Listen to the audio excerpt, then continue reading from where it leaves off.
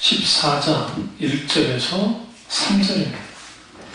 호세아 14장 1절에서 3절입니다.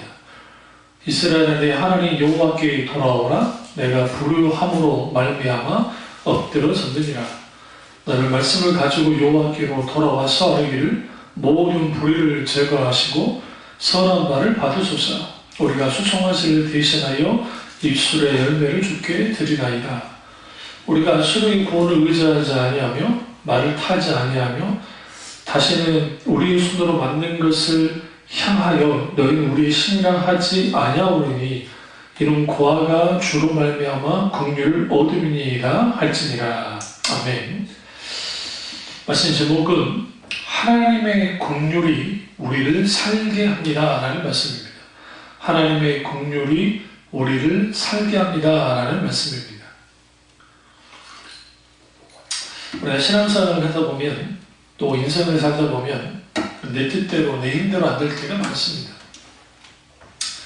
왜 이렇게 이런 일이 있을까 할 때에 하나님은 인간이 인생을 살아갈 때에 이러한 난관 속에서 우리가 하나님 아닌 다른 것을 의지했던 것들을 내려놓기를 주님이 이제 원하십니다. 오늘 본문에서 이 호세아 선지자가 반드시 이스라엘 백성이 하나님께로 돌아오라라고 그가 굉장히 강조합니다. 그리고 하나님 아닌 다른 것을 의지하지 말라고 말을 하고 있고요.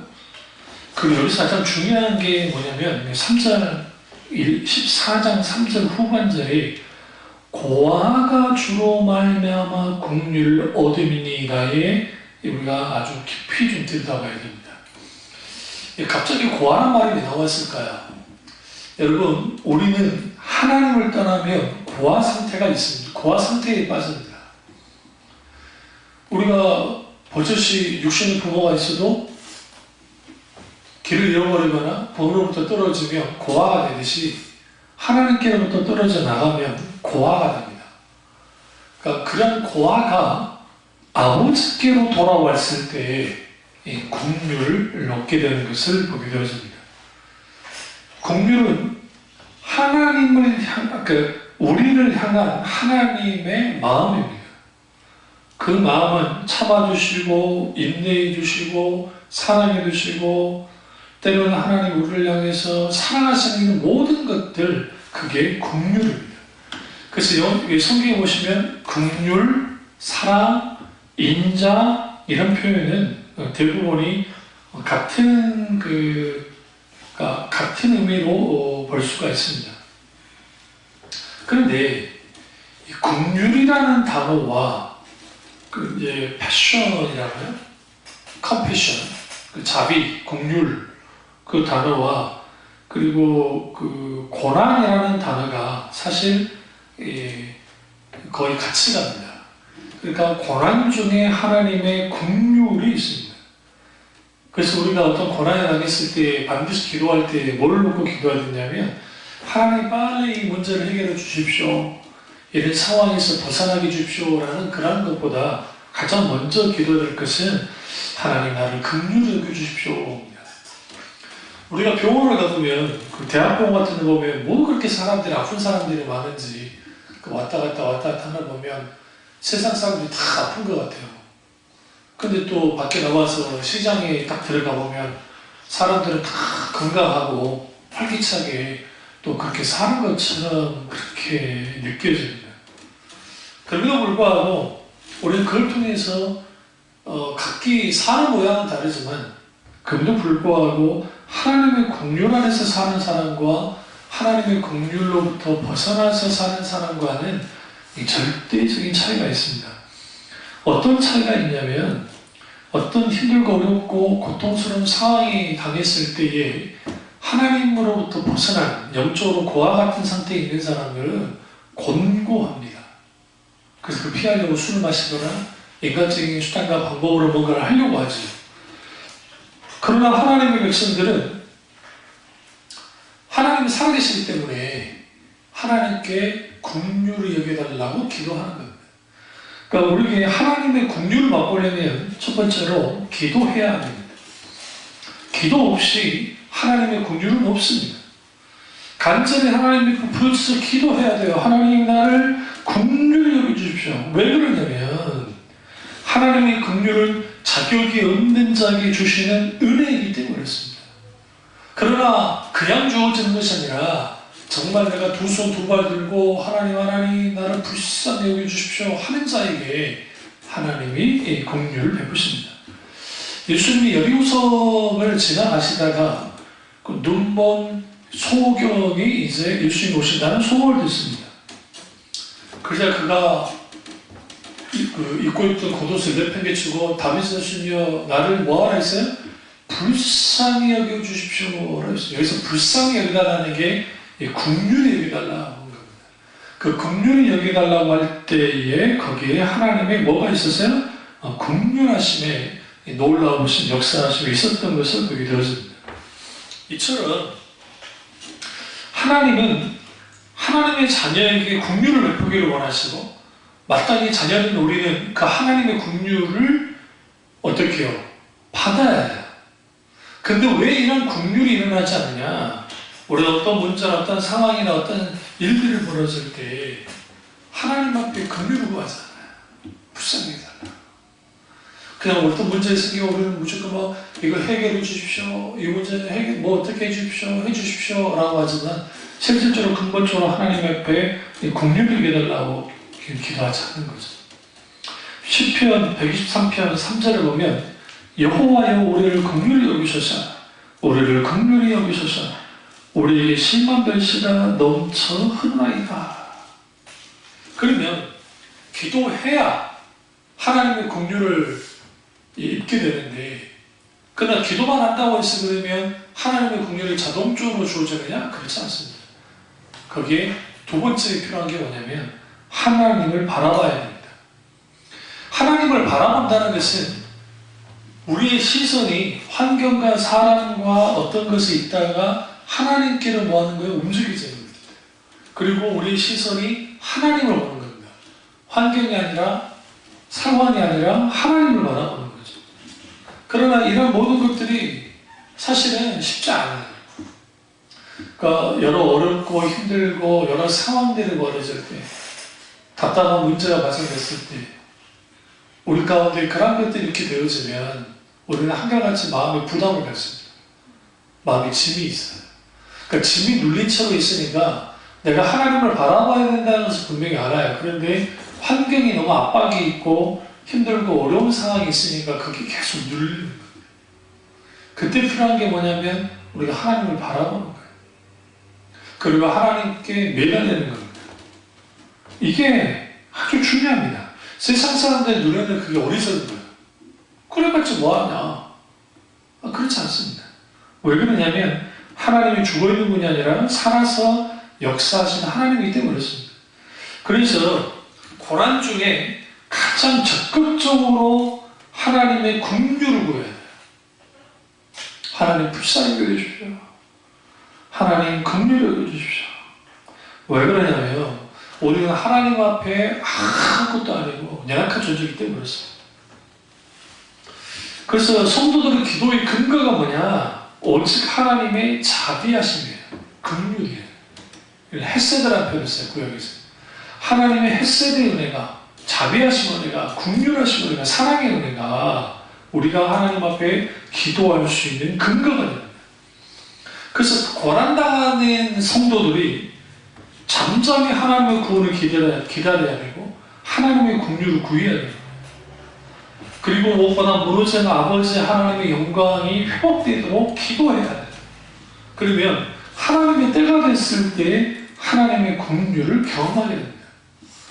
그러니까 우리가 살다 보면 이런 일을 저런 일을 막 겪잖아요. 그런데 우리 여기치 않은 고난이 있고 여기치 않은 어떤 상황이 벌어지고 힘들고 어려운 일들이 벌어집니다. 오늘 고스란히 그런 것들을 우리가 감당을 해야 돼요. 근데 문제는 뭐냐면 고스란히 감당하다 보면 그게 짐이 되고 그게 눌림이 되고 그러다 보면 그걸로부터 우리는 더욱더 뭐하게 되냐 하나님께 더 매달리기보다는 환경이 계속 눌리게 되는 거예요. 또 환경과 상황에 눌리면 믿음이 질식되죠. 믿음의 역사가 나타날 수 있는 게 안 돼요. 그러니까 사탄은 그걸 통해서 주역을 흔듭니다. 그런 의미에서 우리는 반드시 하나님의 은혜를 구해야 되고, 그리고 하나님 그분의 긍휼하심이 우리 가운데 나타나야 됩니다. 그러면 하나님의 긍휼을 우리는 세 가지 형태로 경험을 해야 됩니다. 첫째로 회복시키는 하나님을 경험해야 됩니다. 호세아 14장 4절 보시면 내가 그들의 반역을 고치고 라고 되어 있어요. 여기서 반역을 고치고, 예전 개역 한글판에는 폐역을 고치고 라고 되어 있습니다. 여기서 반역은 뭐냐면 타락과 불신을 인해서 하나님을 배반하는 행위를 뜻합니다. 이러한 것들을 뭐 하느냐? 이제 하나님께서 고치시겠다라고 하는 겁니다. 우리 안에 왜 이런 문제가 있을까? 지금 아수르가 호세아 시대가 북이스라엘의 아수르가 쳐들어왔습니다. 그리고 여러 가지 일들이 이제 아직 쳐들어오지 않아서 후에 쳐들어옵니다. 그리고 여러 가지 하나님만이 다른 것을 의지했던, 특별히 다른 신, 이런 것들을 주님이 깨우시는 거예요, 보는 앞에서. 그러면서 그들의 반역을 이제 주님이 고치는 겁니다. 그럼 왜 반역을 고치느냐? 그 반역을 고쳐야 하나님께서 그들에게 은혜를 베풀 수 있고 긍휼을 베풀 수 있기 때문에 그렇습니다. 그럼 오늘날 영적인 고아 같은 상태에 있는 사람들의 특징들은 하나님보다 하나님 아닌 다른 것을 사랑하는 것이 있어요. 하나님 아닌 다른 것보다 의지하는 게 있을 때 고아 같은 상태에 있게 되고, 그러다 보면 고립하게 되죠. 스스로 고립된 상태에 있게 되니까 그 스스로 고립된 상태에서 회복이라는 불가능합니다. 사실 특별히 많은 사람들이 과거의 죄악에 대해 스스로 얽매이거나 그리고 거기에서 묶여있는 경우가 많습니다. 그러다 보면 거기에서 하나님의 놀라운 역사하심을, 그 긍휼 베푸심을 이제 경험하지 못하게 되죠. 두 번째로 사랑의 하나님을 경험해야 됩니다. 14장 4절 후반절을 보시면 기쁘게 그들을 말하니 사랑하리니 라고 되어 있습니다. 그러니까 하나님은 즐거이 우리를 사랑하기 원합니다. 근데 이 즐거이 혹은 기쁘게 라는 표현이 히브리 원전에는 어떻게 되어 있냐면 풍성하게 라는 의미가 있습니다. 그러니까 하나님은 우리를 풍성하게 그들을 사랑하신다.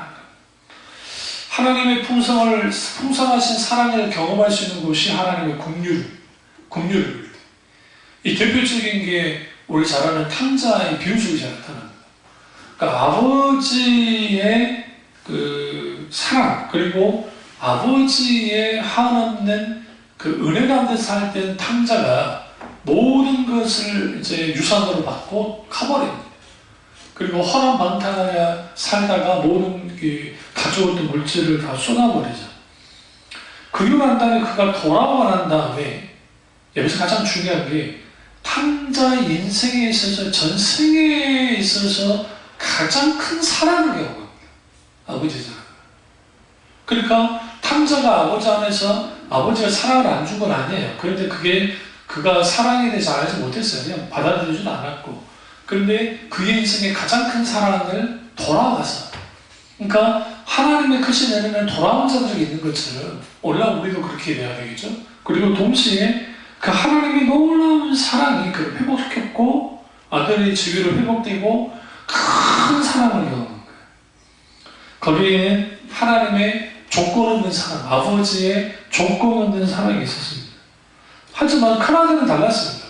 큰아들은 조건을 내줍니다. 언제 아버지가 내 친구들과 내가 이렇게 힘들고 어렵게 아버지 양들을 이렇게 이런 일들로 도왔는데 염소 새끼 하나라도 잡아주지 않았지 않습니까? 라는 조건을 붙이죠. 그러자 그 아버지가 하는 말이 뭐라 합니까? 야, 죽었다가 살아난 내 아들, 그리고 잃었다가 다시 얻은 어린 아들을 위해서 이 정도 잔치를 벌이는 게 뭐가 문제냐 하면서 비유가 다 끝이 나버려요. 그러니까 결론을 안 내요, 예수님이 의도적으로. 거기에 이제 우리는 뭘 아셔야 되냐면, 큰아들이 될 것인가, 둘째 아들이 될 것인가. 일부러 둘째 아들처럼 타락할 이유는 없지만 그럼에도 불구하고 아버지의 긍휼, 그 사랑을 받아들이고 그 사랑 안에 있는 것, 그것을 분명하게 우리가 받아들여야 됩니다. 그래서 진실한 하나님의 사랑이 누구에게 부어지냐면 하나님의 긍휼을 입은 자들에게 부어줍니다. 세 번째는 풍성하게 하시는 하나님을 경험해야 됩니다. 그게 5절이에요. 14절 5절 보시면 내가 이스라엘에게 이슬과 같으니 그가 백합화 같이 피겠고 레바논 백향목같이 뿌리가 박힐 것이라. 그의 가지는 퍼지며 그의 아름다움은 감람나무와 같고 그의 향기는 레바논 백향목 같으니 그 그늘 아래에서 거주하는 자가 돌아올지라. 그들은 곡식같이 뭘 것이며 풍성할 것이며 포도나무같이 꽃이 필 것이며 그 향기는 레바논의 포도주같이 되리라. 여기서 풍성할 것이며 여기가 아주 중요한 의미입니다. 하나님의 긍휼을 입은 자가 풍성함을 누릴 수 있습니다. 근데 여기서 하나님께서 이슬같이 된다는 표현이 아주 중요한 거예요. 왜 그러냐면 현재 이스라엘의 상태라는 것이 바짝 말라있는 상태입니다. 어떤 하나님의 관계도 없이. 근데 우리가 이스라엘에서 사막 기후 같은 데가 있으니까 무기 때는 다르지만 거기 때는 풀 한 점 무기가 힘들어요. 그걸로 불구하고 나무들이 말라 죽지 않는 이유는 뭐냐면 이슬입니다. 그러니까 우리는 예전에 아침 이슬 맞는다 하면 우리는 조금 뭔가 쭉 내려오잖아요. 그러나 이스라엘은 반대로 땅에서 쭉 올라와요. 일교차에 의해서. 그러니까 낮에는 너무 덥고 밤에는 이게 막 너무 추우니까 밑에서부터 이렇게 쭉 습기가 올라온단 말이에요. 그걸로 비가 올 때까지 버티는 거야. 식물들이. 그리고 난 다음에 우기가 되면 거짓말처럼 비가 얼마 오지 않는 상태에서 쭉쭉쭉 올라오고 그 다음에 초목이 되는 거예요. 그러니까 거기에 초장이 되는 거예요. 초장이. 그러니까 이스라엘에게 주는 이슬 같겠다라는 것은 결국은 그들이 말라 비틀어지지 않고 죽지 않도록 주께서 이슬같이 그들에게 나타나시겠다는 것이고 그걸 통해서 백합화같이 피겠다. 그리고 백합화는 뿌리같이 박힐 거다. 여기서 백향목이 얼마나 향이 나는 나무예요. 근데 이게 엄청나게 큽니다. 우리 소나무 생각하면 안 돼요. 우리 소나무 중일 수도 없지만 큰 소나무가 있지만 굉장히 큽니다. 그런 것은 이제 주로 이 건물 지을 때 굉장히 좋죠. 우리나라도 편백나무가 나무 향이 좋잖아요. 벌레도 쫓아내고 피톤치드도 나온다고 그런 것처럼 향이 나는 나무예요. 그래서 비싸요. 근데 뿌리가 박힐 거다라는 것은 백향목이 뿌리가 굉장히 깊게까지 들어갑니다. 하나님이 그렇게 만들어주겠다는 거죠. 가지는 퍼지고 그의 아름다운 감람나무 같게 이게 하나님이 북이스라엘 그러니까 다시 말하면 하나님을 떠난 백성들을 향해서 하나님이 회복에 말씀하시면서 이렇게 될 거라고 지금 말씀하시는 겁니다. 그리고 여기서 7절을 보셔야 되는데 그늘 아래 거주하는 자가 그늘 아래 거주하는 자가 누구의 그늘 아래 거주하는 거예요? 그 그늘 아래 거주하는 자는 결국은 이 앞에 있는 지금 다른 하나님 아닌 다른 것에 그늘 아래 있던 사람들이 이제 돌아오는 거예요. 다시 말하면 주님의 그늘로 들어가라는 소리입니다. 어떤 사람에게는 사람이 자기 그늘이고 돈이 그늘이고 환경과 어떤 것이 그늘일 수 있습니다. 근데 결국은 그러한 것들이 우리에게 뭐 하는 거예요? 결코 우리에게 그늘이 될 수가 없습니다. 그래서 시편 보시면 주의 그늘 아래 가리로다 계속 그러잖아요. 그러니까 주님의 그늘 아래가 하는 거, 주님의 놀라운 보호와 안전함 속에 있는 거, 그게 아주 중요합니다. 이래서 선지자가 이제 하나님이 이렇게 풍성하게 할 거다. 근데 여기서 이제 포도나무 같이 꽃이 핀다는 게 왜 중요하냐면 포도나무에 꽃이 안 피잖아요. 그러면 그 열매가 안 맺어요. 그러니까 꽃이 만발할수록 뭐 하느냐? 엄청난 열매를 맺는 것처럼 하나님이 다 이렇게 해주시겠다라고 말합니다. 다시 말하면 하나님께 굴복하고 하나님께 돌아왔을 때 그때 하나님은 뭐 하느냐? 번영과 생명으로 즐겁고 아름다운 상태가 되도록 하시겠다라고 성경은 말하고 있는 거예요. 그래서 우리 안에 선한 것을 행하도록 하나님은 은혜와 힘을 공급해 주시고 그리고 하나님의 모든 풍부와 모든 삶의 부요함을 하나님이 어떻게 하나님께로 돌아온 자에게 하나님의 긍휼을 입은 자에게 하나님께서 이렇게 이제 부어 주시는 겁니다. 그리고 이제 여기에서 가장 중요한 것 중에 하나는 이제 8절이에요. 에브라임의 말이 내가 다시 우상과 무슨 상관이 있으리요? 8절아 내가 그들을 돌보아 대담하기를 나는 푸른 잣나무 같으니 내가 나로 말미암아 열매를 얻으리라 하리라. 에브라임이 이제는 더 이상 우상에 나와 상관이 없다라고 고백한다는 겁니다. 그러나 이것은 선지자 호세아를 통해서 하나님 하신 말씀이 실제로 에브라임이 그랬느냐? 그러지 않았습니다. 그래서 멸망한 겁니다. 멸망. 호세아 시대가 여로보암 2세가 있을 때인데 이때가 가장 강할 때예요. 누가? 북이스라엘. 그러니까 가장 강할 때고 남유다와 그 사이가 좋았어요. 싸우지도 않았고. 그리고 영토는 엄청 커졌고 하는 것보다 잘 됐단 말이에요. 그런데 하나님은 계속적으로 그게 뭐합니까? 이제 계속적으로 경고합니다. 결국 그들이 의지했던 아수로에 의해서 멸망을 해요. 이게 이제 아주 중요한 의미를 갖습니다. 그래서 우리는 하나님의 긍휼을 입으려면 그러니까 하나님의 긍휼이 우리 가운데 뭐 해야 되느냐? 지속적으로 우리 가운데 이제 부어져야 됩니다.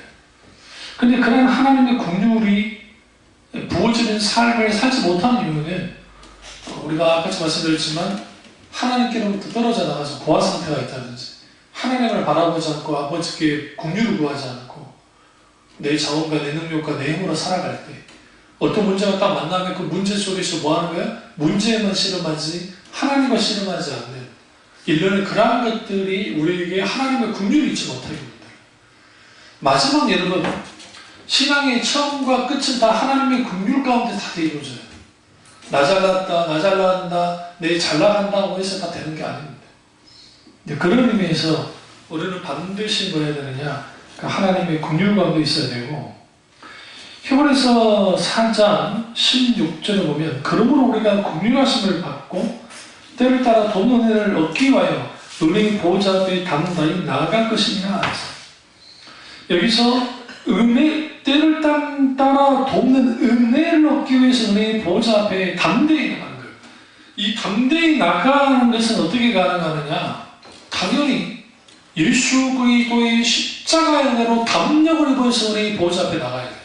그래야 거기에 때를 따라 돕는 은혜와 하나님의 긍휼을 받습니다. 이게 아주 중요합니다. 하박국서 2장에 보시면 거기에 주님이 진도 중이라도 뭘 잊지 말아달라고 기도했어요? 긍휼을 잊지 말아달라 하잖아요. 그러니까 우리가 매를 맞더라도 하나님께로부터 매를 맞더라도 하나님 제발 긍휼을 잊지 말아 주십시오 라고 하는 이런 모든 태도는 아주 중요합니다. 그리고 하박국은 긍휼을 구하면서 동시에 회복도 구합니다. 주는 주의 일을 수년 내에 망하게 하셔서 부흥케 하옵소서.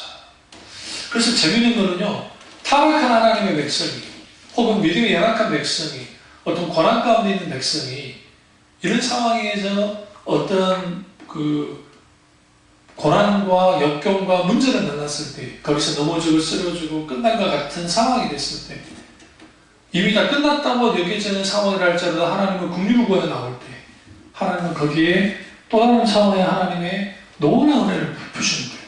그래서 회복시키시고, 그리고 주님이 그걸로 끝나지 않고 무한 하나님의 사랑을 드러내시고, 그걸 통해서 하나님은 어떻게 하느냐?